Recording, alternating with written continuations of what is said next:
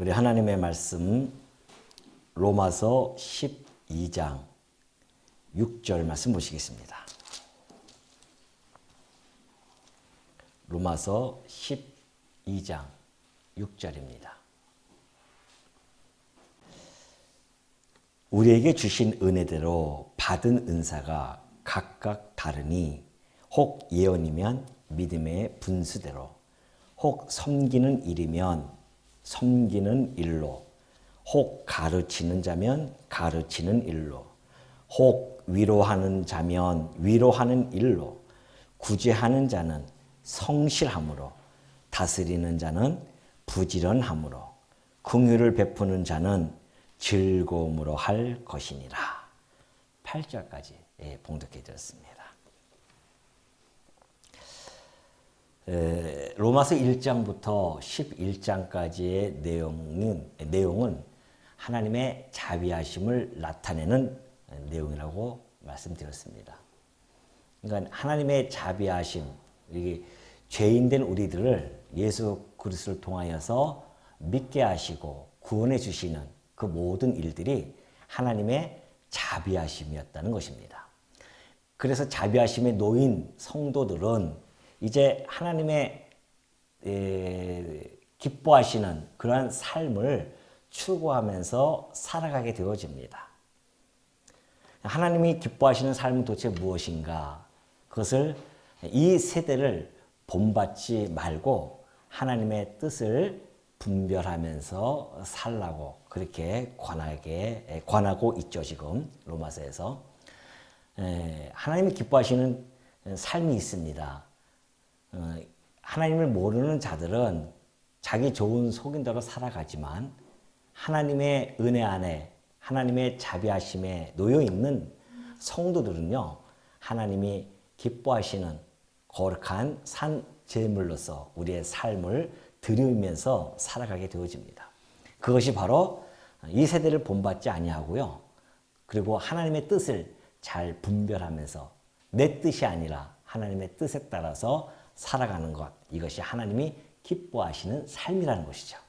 자, 그렇다고 한다면 우리 지난 시간에 살펴보았듯이 하나님이 기뻐하시는 뜻은요, 성도들이 믿음의, 하나님께서 주신 그 믿음의 분량만큼 지혜롭게 생각하는 것, 이것이 하나님이 기뻐하시는 뜻입니다.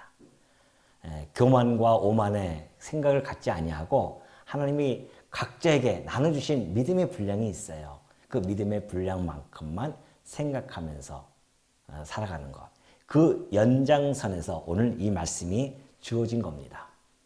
하나님의 믿음의 분량대로 주었으니 너희가 각 받은 은사대로, 그래요. 각 받은 은사대로 너희들이 그 주신 은사를 잘 실현하라. 그런 이야기죠. 그 하나님이 기뻐하시는, 우리가 하나님께 기쁨을 드리는 삶입니다. 우리에게 주신 그 은사를 잘 실현시키는 것. 그것이 오늘 6절부터 8절까지 잘 나타나 있습니다. 자, 여기서 이제 은사라고 하는 것이 나타나 있죠. 이 은사라고 하는 것은 그리스어로요, 카리스마입니다. 여러분 다 들어보셨죠? 카리스마라는 단어인데요. 이 카리스마라고 하는 이 단어를 사전적 의미를 보면은 많은 사람들을 휘어잡고요, 그리고 신복을 시킵니다. 다시 말해서 그들의 마음을 복종시키는 것이죠. 그러한 능력, 그러한 자질을 가진 자, 이러한 자들을 카리스마가 있다고 그렇게 이야기합니다. 그래서 우리 주변에 보면요, 좀 우리보다 강한 리더십을 가진 자들이 있습니다. 그래서 대중들을 이끌죠. 그래서 많은 사람들이 그 사람에게 따르고 또 복종하기도 하고요. 그러한 사람들을 카리스마가 있다고 그렇게 평합니다. 역사적으로 보면은 대중들을 완전히 휘어잡는 이 언변을 가지고 휘어잡는 자들이 있었습니다. 그래서 대중들이 그 말에 복종하고 그를 따라서 그 사람들을 아주 카리스마가 대단하다, 카리스마적 인물이다, 그렇게 평하는 자들도 많이 있었죠. 예를 들면 뭐 히틀러라든가 또 아주 유명한 정치인들 보면은 달변걸 아닙니까? 그래서 많은 사람들이 따르게 되어지죠. 그것처럼 이 카리스마는 그러한 자들을 향해서 쓰여지게 되어지는데, 그러다 보니까 카리스마라는 이 단어가 매우 협의적으로 사용이 되어집니다. 근데 실상 이 그리스어인 카리스마는요, 그렇게 협의적으로 쓰여지는 단어가 아닙니다. 그래서 오늘은 우리가 한번 이 단어에 대해서 좀 광의적으로 살펴볼 필요성이 있습니다. 이 카리스마라고 하는 것은 은혜, 그러니까 은혜로운 선물, 그런 뜻을 가지고 있습니다. 그래서 은혜의 선물 혹은 은사, 우리는 지금 은사라고 이렇게 번역을 했지만은 같은 이야기입니다. 은혜로운 선물, 은혜의 선물 또는 은사라고 하죠. 그 은사라고 하는 것은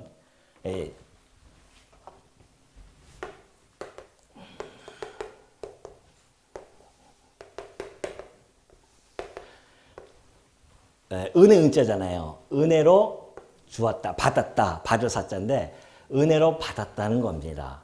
그러니까 은사, 하나님께서 은혜로 그냥 다 준 거예요. 근데 사실은 이 은사라는 단어는, 이 카리스마라는 단어는 그리스 그때 당시에 사용했던 그 의미는 신의 은총입니다. 신께서 은총을 베풀어 줬다는 이야기죠.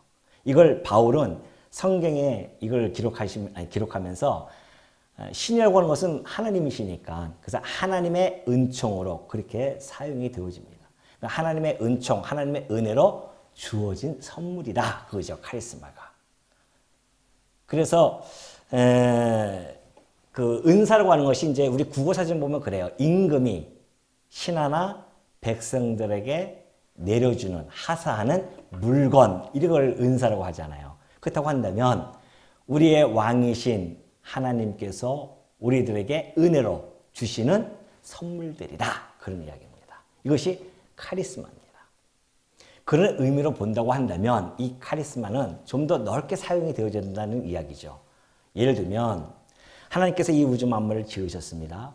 우리 인간을 흙덩어리 하나로 만들었어요. 근데 그 흙덩어리 하나를 만들어 놨는데 그것이 자기 마음대로 움직일 수 있나요? 움직일 수 없잖아요. 아니, 우리가 아주 멋들어진, 그리고 온갖 기능이 장착되어진 스마트폰을 하나 만들어 놨는데 가만히 그것이 있는다고 그것이 작동이 되냐 말이죠. 그 안에는 반드시 에너지가 들어가야 됩니다. 그래서 배터리가 들어가는 겁니다. 그것처럼 우리 인간을 만들어 놓고서는 하나님께서 에너지를 집어넣어야 그것이 움직이게 되어집니다. 그래서 생기를 불어넣은 겁니다. 인간들이 움직이기 시작한 겁니다. 그래서 그를 힘입어 살며 기동하며 존재하느니라, 바울이 그렇게 이야기한 거죠. 그렇다고 한다면 이 땅의 모든 만물은 이 카리스마를 다 받은 겁니다. 카리스마에 의해서 다 살고 기동하고 존재하는 것이죠. 그런 의미에서 볼 때 1차적으로는 모든 만물이 하나님의 기운에 의해서 움직여 가기 때문에 하나님이 주신 은총에 의해서 움직여 간다는 것을 우리가 알 수 있고요. 또한 하나님의 그 뜻을 이루기 위해서 각자에게 주신 카리스마가 또 있습니다. 예를 들면 식물도 카리스마가 있다니까요. 꽃이 향기를 내뿜지 않습니까? 그 향기를 뿜는 것이 곧 하나님이 주신, 꽃에게 주신 카리스마입니다. 그 향기를 내뿜으로 말미암아 곤충이 그 향기를 맡고 옵니다. 곤충을 이끄는 그런 작용을 하는 것이죠. 그래서 곤충이 와서 꿀을 먹고 그 대신 그 곤충은 꽃가루 바지가 되어져 가지고 꽃에 이 종족 보존하는, 번식하는 그런 역할을 하게 되어지죠. 그래서 곤충에게 주신 카리스마와 꽃에게 주신 카리스마가 상호 유기적으로 협력이 되어집니다. 그래서 생육하고 번성하고 또 생존하는 그런 일들을 하게 되어지죠. 그것이 하나님께서 주신 카리스마예요. 박쥐도 마찬가지죠. 박쥐도 우리가 인간이 가지고 있지 않는 그런 초음파적인 기능을 가지고 있습니다. 그래서 그 자기가 생존할 수 있는 것이죠. 그 초음파는 박쥐에게 주신 하나님의 주신 카리스마입니다. 그렇다고 한다면 우리 인간들에게 주신 카리스마야 뭐 이루 말할 수 있겠습니까? 각자에게 하나님께서 다 주십니다. 성도에게만 주신 것이 아닙니다. 모든 인류에게 다 이 땅에 태어날 때 하나님께서 카리스마를 줘요. 그래서 그 카리스마가 서로 상호 유기적으로 협력해서 문명과 문화를 발전시키고 번영시키고 또한 사회를 유지시키고 번영시키는 이런 일들을 하게 하신 것이죠. 그래서 각자의 많은 카리스마를 가지고 각자의 다양한 카리스마를 가지고 이 세상이 굴러가고 운영이 되어지는 겁니다. 그러나 진정한 카리스마가 겨냥하는 관역이 있습니다. 그 관역은 교회입니다. 왜냐하면 모든 만물 위에 교회가 있기 때문에 그렇습니다. 그러니 하나님께서 카리스마를 주는데 교회에게 주시는 카리스마는 하나님의 나라를 이루기 위한 카리스마였습니다. 그래서 이 카리스마, 교회가 이 카리스마를 하나님께서 백성들에게 주시는데 성도들에게 은사들을 다 주어주죠. 각각 다른 은사를 주어서 그 다른 기능과 직분들이 유기적으로 이렇게 연결되어지고 협력해서 교회를 세워나가기 위한 하나님의 그 뜻을 이루기 위해서 성도들에게 다 카리스마를 주게 되어집니다. 그러니까 여러분들 누구든지 카리스마가 없는 사람이 없습니다. 어떤 특정인이 가지고 있는 것이 아니에요. 나는 그 카리스마가 없는 것 같은데요 라고 생각하시는 분이 혹 있을 수 있습니다. 그러나 우리가 예수님이 말씀하셨던 그 달란트에 대한 비유를 한번 되새겨 볼 필요성이 있습니다. 예수님이 그런 비유를 들려주시잖아요. 어느 사람이 타국에 갈 때에 그 사람들, 종이 있어요. 그 종 3명이 있는데 그 종들이 가지고 있는 재능대로 그렇게 표현이 되어 있어요. 성경 보면 재능대로. 그 재능이 다 있어요. 그 재능대로 그 재능의 등가를 매겨서 달란트를 줬어요. 어떤 사람은 5달란트를, 어떤 사람은 2달란트를, 어떤 사람은 한 달란트를 줍니다. 각 재능에 따라서. 그리고 이제 떠났다가 돌아왔는데 5달란트, 2달란트 받은 사람은 그대로 자기의 재능을 활용해서 5달란트와 2달란트를 남깁니다. 근데 1달란트를 받은 사람은 그냥 땅에다 묻어놨어요. 그 주인이 와가지고서는 평가를 합니다. 누가 더 많이 남겼느냐가 중요한 것이 아니라 네가 충성되게 했느냐 아니면 게으른 종이냐 그 2가지로 평가를 합니다. 5달란트 남기고 2달란트 남긴 자에게는 충성된 종아라고 칭찬을 해주고요. 1달란트 그대로 남겨있는 자에게는 이 게으른 종아라고 하면서 책망을 하십니다. 이 비유는요, 우리들에게 주어지는 아주 의미심장한 비유입니다. 난 지금 무슨 내가 어떤 은사가 있는지 잘 모르겠는데요 라고 하시는 분은 혹시 땅에다 묻어놓고 있는 것은 아닌지 오늘 이 시간을 이후로 곰곰이 생각해 봐야 됩니다. 그렇다고 한다면 우리 주님 오시는 날 나는 게으른 종으로 책망을 받을 수밖에 없는 것이죠. 내게 주신 은사를 정말 최선을 다해서 그것을 내 주신 만큼 남겨놨을 때에 착하고 충성된 종아라고 하면서 우리 주님의 칭찬을 받을 것은 자명한 사실입니다. 자, 그렇다고 한다면 이 하나님께서 주신 이 카리스마, 우리 이 성도들이 다 받는 그 카리스마 있죠. 그 6절에 보면 그럽니다. 우리에게 주신 은혜대로 받은 은사가 그래요. 누군지 다 받았어요. 안 받은 사람이 없어요. 우리에게 주신 그래요. 너에게 줄 거야가 아니라 우리에게 주신 은혜대로 받은 은사가 있어요. 근데 각각 다릅니다. 근데 그 은사의 출처가 분명히 나타나 있습니다. 은사의 출처는요, 바로 우리의 교회의 머리 대신 그리스도입니다. 그리스도께서 은사의 출처이십니다. 에베소서 4장에 보면 그러죠. 예수님께서 올라가실 때에 당신의 그 종들에게 은혜의 선물을 주셨습니다. 그 은혜의 선물 줘가지고서는 각각 주시는데 어떠한 자는 사도로, 어떠한 자는 선지자로, 어떠한 자는 목사와 교사로, 복음 전하는 자로 각각 주십니다. 그 주신 이유는 성도로 하여금 그 은사를 가진 자들을 통하여서 성도가 성숙하게 되어져서 서로 봉사해요. 그리스도의 몸된 교회를 세워가기 위해서 그리스도께서 나눠주신 은사입니다. 그러니 은사라고 하는 것은 그리스도의 출처입니다. 그럼 그 출처는 어디서부터 나타나는 것인가? 자, 우리가 이제 이스라엘 백성을 보면요. 하나님께서 이스라엘 나라를 세우실 때에 크게 세 부류의 직임을 가진 자들을 세웁니다. 그래서 그들로 하여금 나라를 운영케 하시고 또 나라를 번성케 하시죠. 그 세 직임을 가진 자들에게 특별히 하나님께서 구별을 시켜서요. 기름을 부어줬습니다. 그 기름을 부은 자들이 있어요. 그러한 자들이 바로 왕을 세울 때 기름을 붓고요. 선지자를 세울 때에 기름을 붓고요. 제사장을 세울 때 기름을 붓습니다. 그래서 이스라엘 나라를 형성해서 끌고 가게 되어지죠. 이 내용은 장차 하나님의 나라를 세울 때에 그 나라에 세우실 그리스도께서 이 세 가지 직임을 가지고 그 나라를 세울 것에 대한 예표로서의 모형과 그림자였었습니다. 근데 우리 주님이 2000년 전에 오셨어요. 그리고 제자들에게 약속하십니다. 반드시 내 교회를 내가 세우겠다라고 하시면서 올라가셨단 말입니다. 그의 약속대로 그 교회가 세워집니다. 그래서 머리 대신 그리스도께서 우리의 주인이신 그리스도께서 교회를 세워 가십니다. 각자에게 은사를 다 주어서요.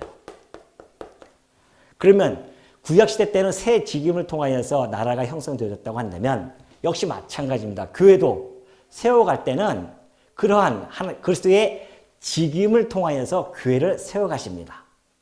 왜? 예수님은 누구세요? 그리스도이시니까. 그리스도는 곧 기름 부음 받은 자라는 뜻입니다. 그러니까 그리스도 안에는 세 가지 직임이 포함되어 있죠. 그것이 바로 왕이고요. 하나는 선지자, 그리고 제사장입니다. 이 세 가지 직임을 예수님께서는 다 가지고 있습니다. 그러니까 구약 때 이 직임을 가진 자들은 그냥 모형이었었어요. 장차 예수님이 이 땅에 오셔서 이 왕권과 선지자직과 이 제사장직을 수행하실 것이다.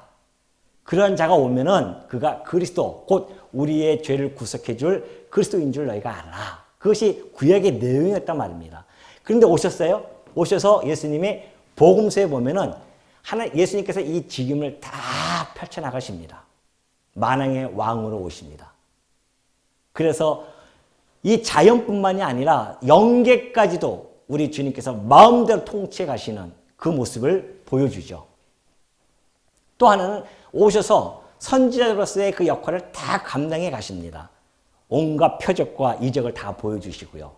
구약 때 선지자들이 그 일을 다 했지 않습니까? 표적을 보여줬잖아요. 그것처럼 오셔서 표적과 이적을 보여주시고 또한 가르치시기도 하시고, 그리고 제사장으로서의 그 직임을 감당하기 위해서 본인 스스로가, 당신 스스로가 제물이 되어져서 온전한 제사를 드리심으로 말미암아 제사장직을 다 감당하십니다. 그래서 우리는 예수님은 구약에 약속되어진 그리스도다라는 사실을 알게 되어진 겁니다. 근데 이제 그분이 승천하셨어요? 그리고 교회를 세운다고 하십니다. 그럼 뭘로 세우겠어요? 예수님이 가지고 계신 이 직임, 구약 때 이 직임들을 통하여 이스라엘 나라를 형성하고 이끌어갔던 것처럼 교회도 예수님의 이 직임을 통해서 교회를 세워가실 거란 말입니다. 근데 우리와 함께 있으면 참 좋은데 승천하셨단 말이죠. 그래서 올라가시면서 우리 성도들에게 각 은사를 나눠준 거예요. 무슨 은사? 이 직임에 대한 기능들을 각 성도들에게 다 나눠줬어요. 그래서 어떠한 자는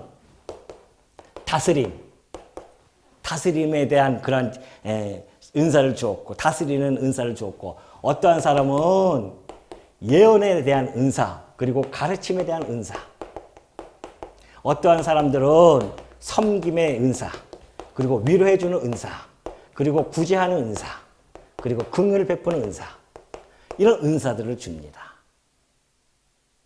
그 기능을 준 거예요. 그래서 왕의 기능을 주어서 다스리는 자, 교회를 잘 다스리는 자들이 있습니다.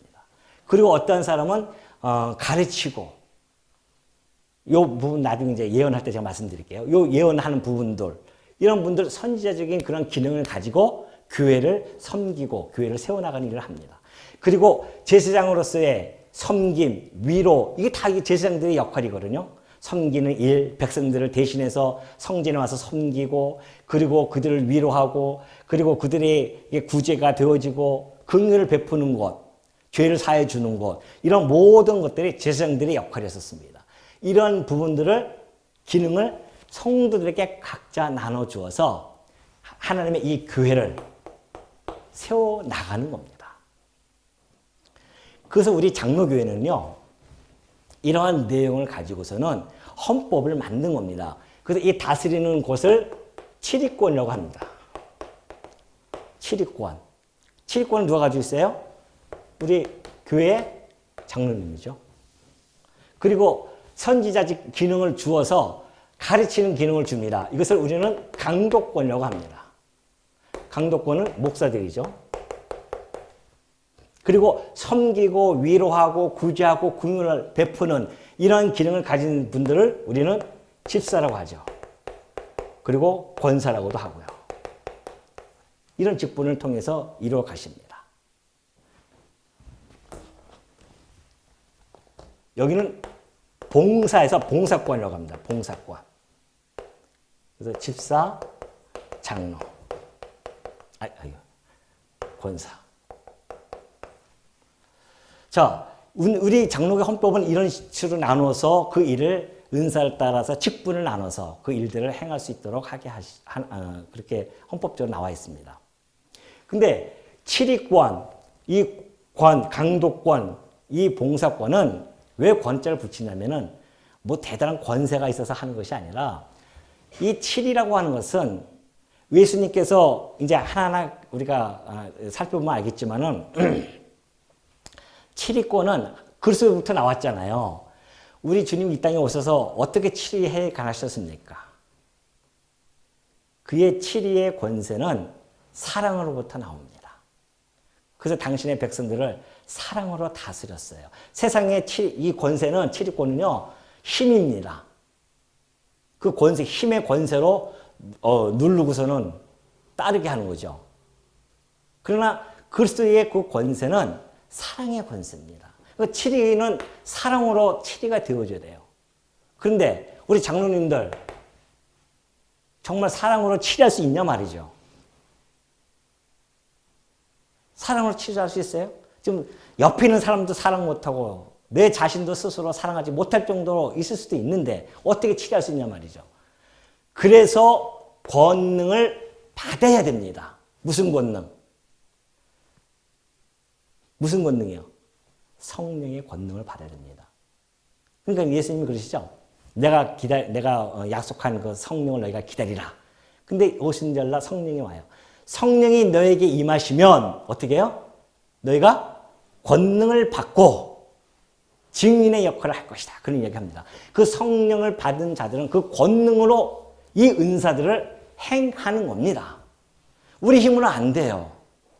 그래서 치리권은 치리할 수 있는 권능을 하나님께서 성령을 통하여 우리 주님께서 성령을 보내셔서 그 치리의 권능을 주십니다. 그래서 사랑하는 마음을 가지고 성도들을 다스리는 일을 하게 되어지는 겁니다.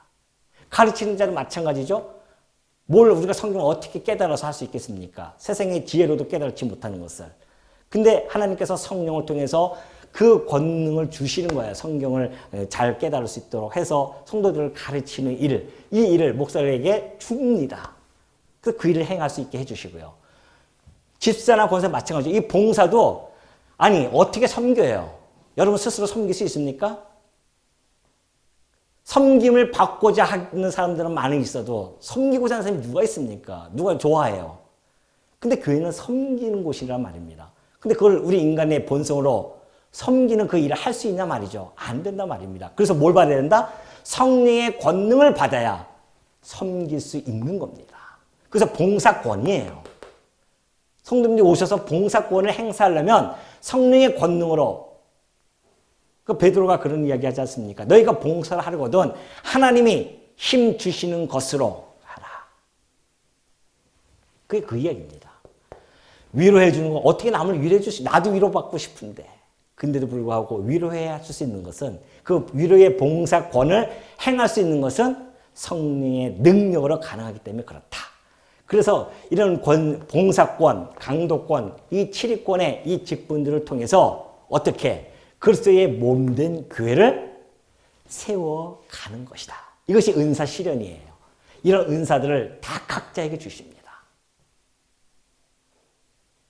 그런데 이렇게 분명히 얼마나 이게 명쾌합니까? 우리 주님의 이 직임을 통해서 직임의 기능을 각 성도들에게 주어서 구약 때 이스라엘 나라를 끌고 왔듯이 교회를 이 직임의 기능을 주어서 조화롭게 이것을 교회를 튼튼하고 견고하게 아름답게 세워 가시려는 하나님의 뜻이, 그리스도의 뜻이 있었고, 그래서 성도들에게 이렇게 은사를 아낌없이 주어서 그리스도께서 가지고 있는 이 모든 기능을 다 주어서 성도들로 하여금 협력하고 서로 유기적으로 협력해서 이 교회를 세워가는 이 소중한 이러한 권능들을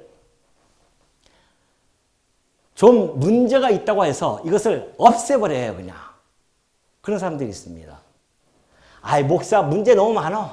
장로 너무 많아.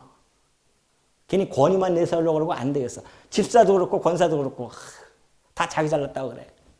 차라리 없애버리자. 그런 교단이 뭡니까? 그게 회중교회예요.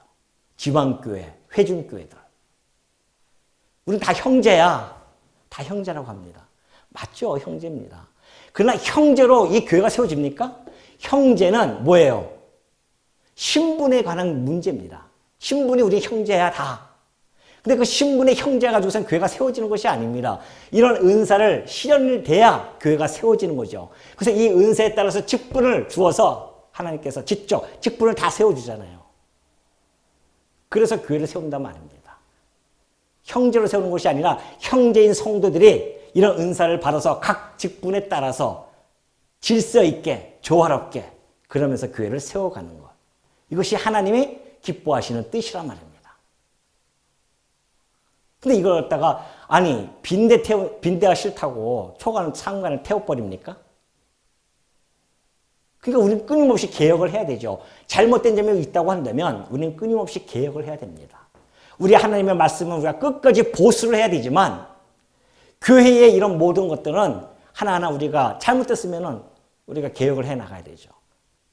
이 목사직과 장로직과 집사직이 잘못된 게 아니라 여기 있는 속해 있는 자들이 성령의 권능을 그가 제대로 행사하지 못했기 때문에 잘못되어진 것이지 왜 이 제도 자체를 갖다가 부정해버리나 말이죠. 그건 잘못된 거죠. 비상경적이란 말입니다.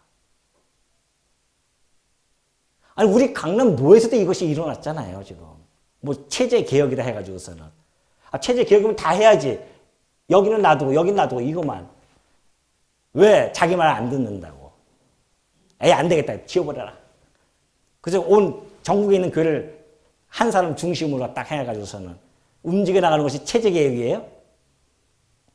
눈 가리고 아웅해야죠. 그거는. 성경은 그런 것이 아닙니다. 우리가 잘못됐으면 우리가 회개하고 돌았을 그 만정 하나님께서 세우신 우리 주님께서 세우신 그 직분을 왜 스스로 존재를 갖다가 부정하고 성경에 다 있는데도 불구하고 이런 원리에 의해서 교회가 세워지는 것을 하나님은 기뻐하시는데 자기네들이 잘못한 거 가지고서는 이걸 다 없애버리고 그런 모습들은 바로 비성경적인 모습을 우리가 비춰지죠. 그래서 조심해야 됩니다. 그래서 이런 부분들을 우리가 잘 살펴봐야 되고 우리 그리스도께서 하늘에 올라가셔서 지금 천상 사역을 하고 계시는데 그냥 해 가시는 것이 아닙니다. 이렇게 철두철미하게 해 가십니다. 지상에서는 우리 주님이 이 직임을 다 보여주시면서 해주셨지만은 천상에서는 이제 성도들의 지체들에게 한 몸이니까 이런 기능을 통해서 당신의 몸된 교회를 세워간다는 것 이것을 우리가 알게 되어진다고 한다면 우리가 받은 이 은사가 얼마나 소중한 것인 줄을 이 시간 우리는 다시 한번 깨닫게 되어집니다. 아까 얘기했듯이 혹시 우리가 이 은사를 땅에다 묻어놓고 있는지 아닌지. 이 5절과 6절, 7절, 8절 이 내용들을 하나하나 살펴보면서 아이고 나는 이런 은사를 주셨는데 내가 왜 이걸 안 했을까?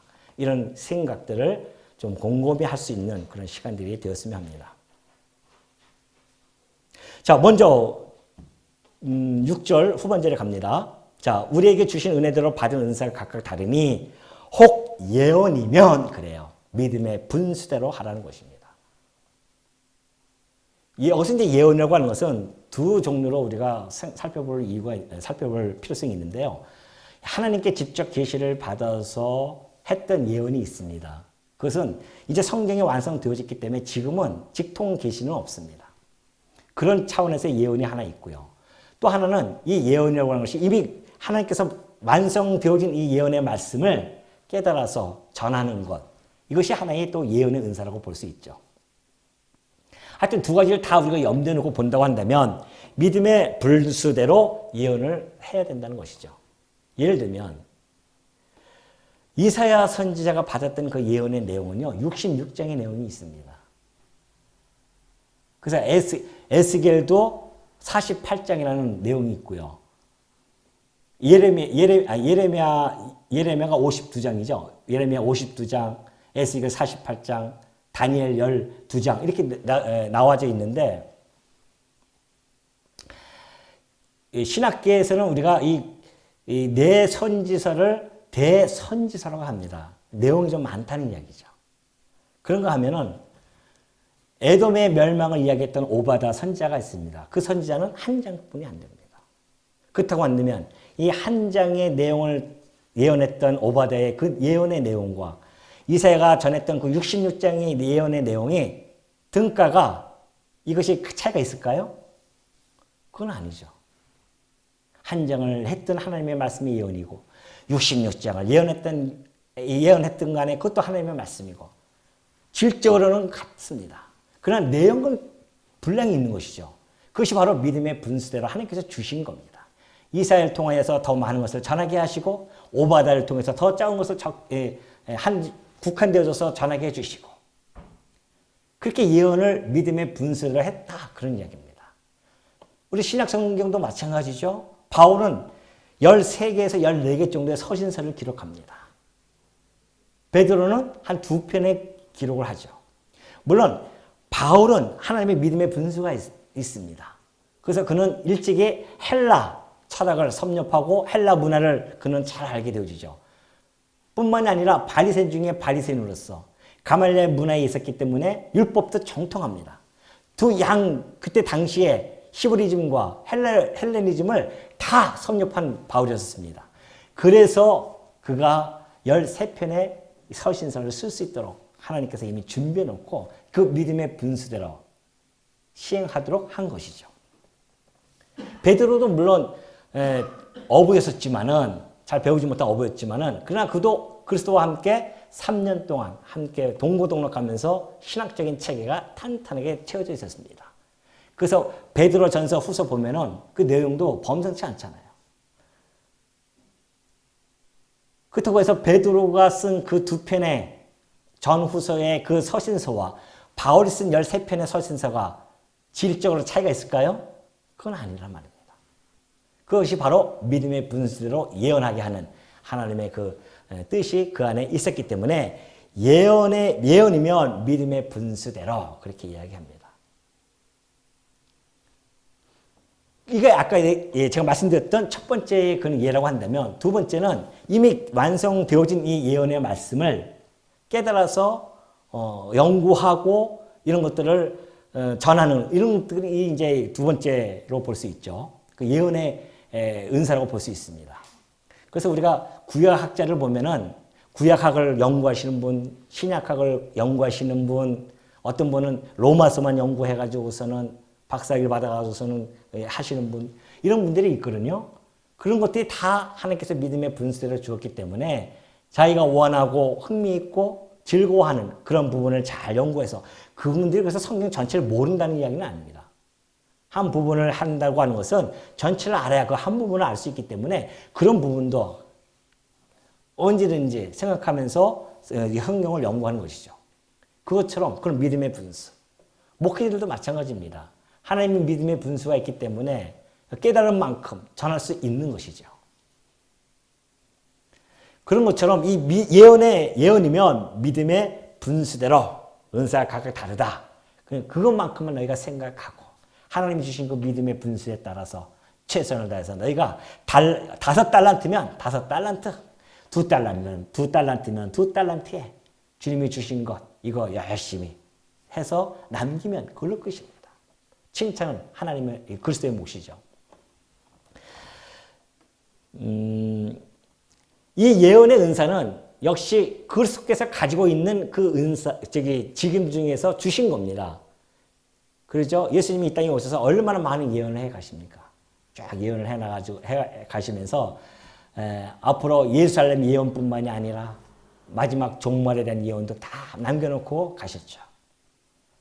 예수님이 가지고 계신 그 예언의 이 선지자적인 이 지금의 한 기능으로서 예언의 은사를 주었다. 그런 겁니다.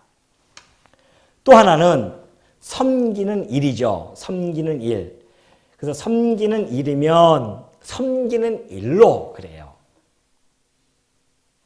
우리 주님이 참 제사장으로 이 땅에 오셨습니다. 주님처럼 잘 섬기는 분이 어디 있었습니까? 하도 그때 당시에 예수님이 이 땅에 오시니까 왜 그렇게 다들 섬김을 받으려고 하는지. 그래서 우리 예수님이 하시는 말씀이 인자가 온 것은 섬김을 받으려 함이 아니다.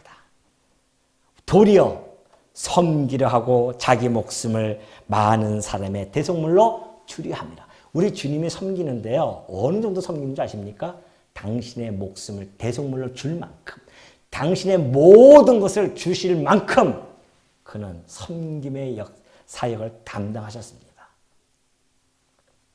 우리 주님이 이 제사장적인 이 기능을 성도에게 주었어요. 그래서 어떤 분은 잘 섬기게 되어집니다. 이 섬기는 일이라고 하는 것은 단어가 디아코니아입니다. 디아코니아는 집사의 직무 또는 봉사 이런 단어의 뜻을 가지고 있어요. 봉사하는 거예요. 섬기는 것은 봉사하는 거죠. 그럼 우리 성도 이렇게 우리가 이제 하나님께서 주신 은사를 보면 어떤 분은 참 섬기기를 잘합니다. 봉사를 그렇게 열심히 하시는 분이 있어요. 어떤 분은 봉사 잘 안 해요. 그렇다고 해서 그분이 왜 봉사 안 해? 라고 얘기할 수가 있어요, 없어요? 없어요. 왜? 이분은 봉사에 은사가 없는 거예요. 하나님이 안 주셨어요. 근데 이분은 나만 보면 그렇게 다른 사람 보면 위로하고 싶은 마음이 있어요. 이분은 위로의 은사를 받았구나. 다르다니까요. 어떤 분은 돈을 잘 버는 은사를 가지고 있어요. 저는 그런 은사가 없단 말입니다. 각자 은사가 다 달라요. 그래서 이 섬기는 분들이 있는데 그리스도께서 그 섬겼던 것을 그 권능을 받아서 섬기는 일에 충성을 다하는 분들이 있습니다.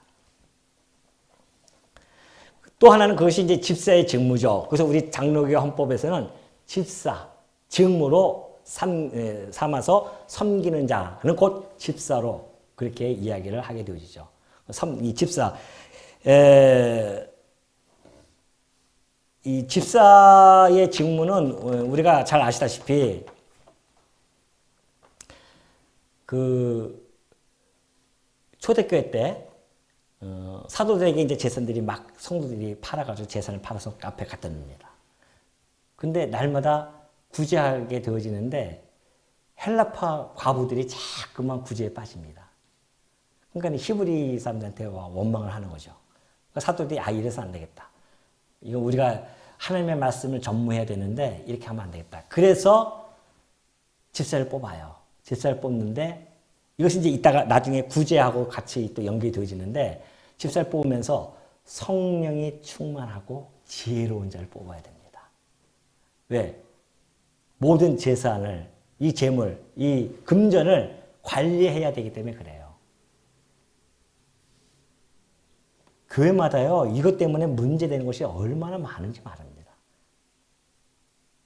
우리처럼 이거 예산이 적은 데야 뭐 문제될 것도 없지만은 큰 교회들은요 일주일에 수천, 뭐 수억씩 들어오잖아요.